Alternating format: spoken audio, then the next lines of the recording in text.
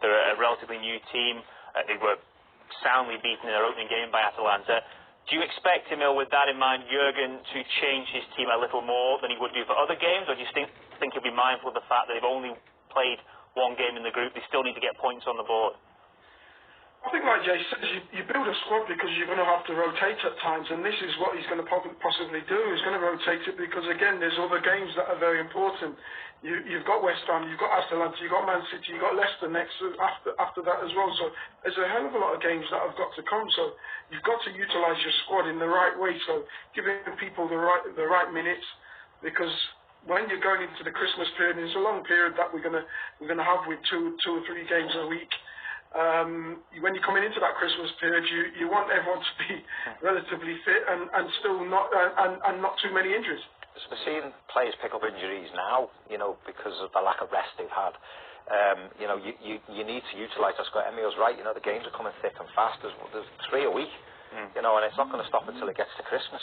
It's ridiculous. And in amongst that, you've got international games where they're going away, which is ridiculous because the COVID spike went up through footballers, coming back and getting it, and having to isolate. Liverpool have fallen foul of that, or the teams have fallen foul. So that's something maybe that they need to look at, maybe not having international games because of that at this current moment in time.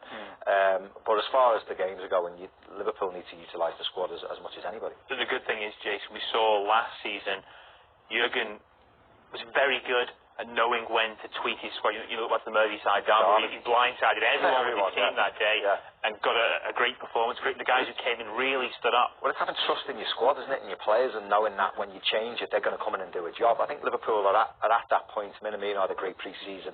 He'll trust him. Wouldn't surprise me if he comes in. Divock Origi, we know him.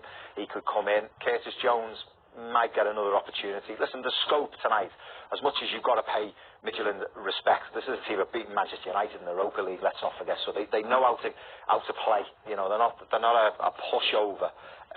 So you've got to respect them in that case. But Liverpool have got a squad that's full of talent, it's got full of trust as well, and he can make them changes tonight. I think there'll be 4 or 5 changes tonight. Okay, Jason, thank you for that. We'll see you on the pre-match show. Emil, see you on the post-match show on LSC TV later.